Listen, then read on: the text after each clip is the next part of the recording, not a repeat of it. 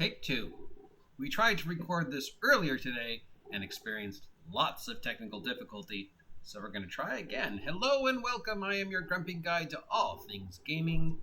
This sultry October evening, as fall rears its spooky head, but still summer lingers on. We are in what's known as an Indian summer. Now, since it's October, we should talk about spooky role-playing games.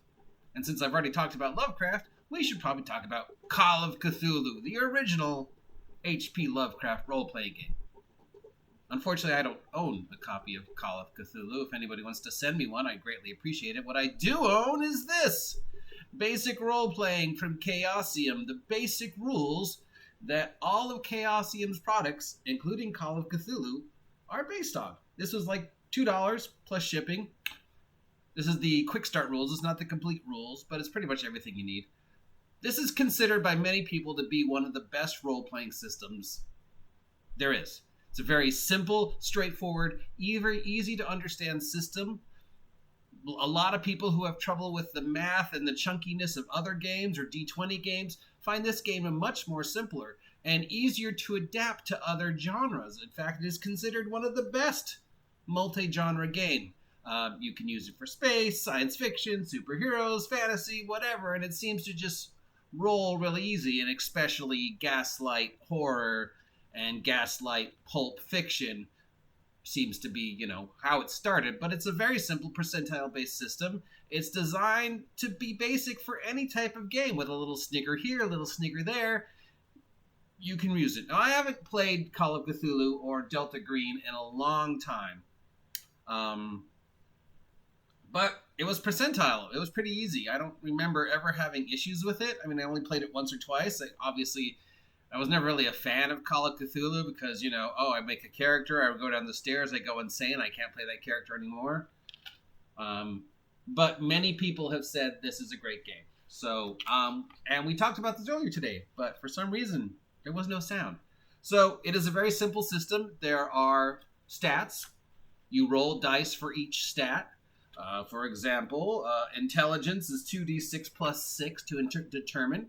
You range from 3 to 18, pretty standard stuff. But then the system allows you to take 3 points and put them from other ways. So if you want your character to be stronger, you can take like 3 points off of intelligence and put it onto strength. So it gives you a little bit more freedom. From those stats, the stats in the game are strength, constitution, size, intelligence, power, dexterity, and appearance. We're pretty familiar with those.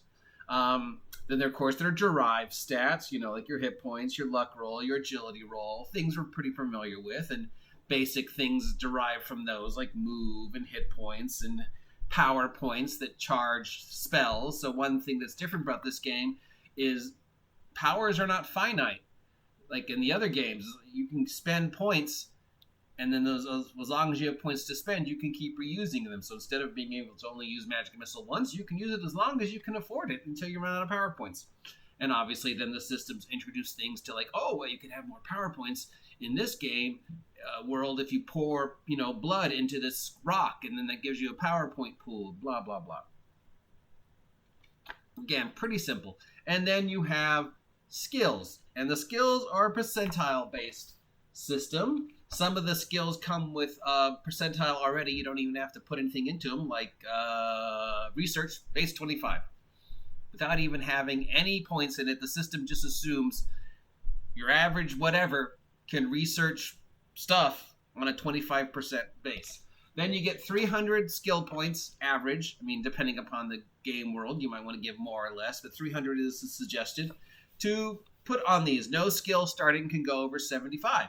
And then it's just all based on a table in here. It's percentile versus percentile when characters are going against each other, or when characters are going up against the environment.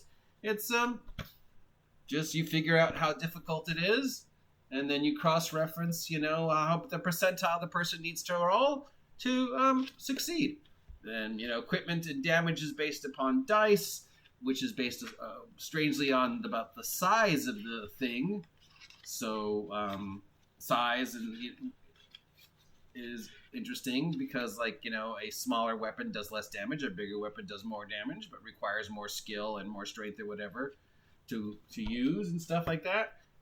Relatively simple system. It is remarkably friendly to newcomers. Easy to describe the basics to the game system to non-gamers. Roll percentile. 100 good, 1 bad. Players from other game systems find this to be a much less mechanic and less of a barrier to actual role-playing. Everything you need apparently is on the character record sheet, and the character record sheet is 1 page. Unless you're adding things like spells or powers or whatever. But I have seen plays of this done by individuals on YouTube, you know, and the claim to fame from the guy who talked about it was like people showed up at his house and they wanted to play a vampire game, and he didn't have a vampire game ready, but he had this, so he was just like, okay. And with like 10 minutes, they all had their investigators to go, and he just sort of ad-libbed a vampire game using this system because it was just so easy. And this individual and several other individuals have said that, you know, this is like the best role-playing system that they know of because you can play anything with it as long as you have percentile dice and a couple 6-siders. Basic role-playing from Chaosium. And obviously, this is the core system to Call of Cthulhu, the original H.P. Lovecraft horror game that introduced many of us to Arkham and Miskatonic and the Deep Ones and Hastur and Cthulhu. In fact, he even makes an appearance right here. Look, here is his Cthulhu going up this guy's leg. So I have played the superhero game based upon this, Superworld, a long time ago. I really liked it. I remember wanting to play it a lot as an alternative to V&V. I found that I could make characters in it that made more sense. Now, I mean, when I was young and playing this game, obviously the math in V&V is way more straightforward than percentile, so it was easier to understand. Took me a little bit longer for my dyslexic brain to get his hook on, but once it did, I really enjoyed Superworld and Chaosium. So that is the deep dive. Well, I mean, as much as a deep dive as you can go in to a game that's, I don't know, it's just 20 pages, including a sample adventure and sample characters. And this is what I like. I like games this size. In fact, if you have a game this size, do you want me to take a look at? Let me know about it. Everything you need is in this game. The game does not need to be this and $200 to do its job. You know, there's no wasted space. Maybe there's not enough art, but everything is, and the art in it is simple, but who cares? If I want art, you know, I'll draw it, or I'll look it up on the internet, or I'll find pictures. But you know, and pictures are important, but space should not be wasted. That could be used to just get you into the game. Here's the system. Here's how you run it. Here's some art to give you, you know, the feeling of the game. Here's a little lore for the system I want to run. You know, a bank heist in medieval England with super-powered squids. And there it is right there. And then bam, go. Everything I need to run this game.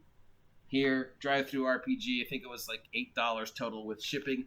Now, this is not the complete rules. This is just the quick start rules. But I could run anything, I think, given 2 minutes to prepare and a couple minutes to make some characters and just like go. There's a bar. The bartender's complaining about giant rats in her basement. You're a bunch of octopuses. What do you do? Check it out. That is tonight's sort of horror role-playing review because this is the system that Call of Cthulhu is based on.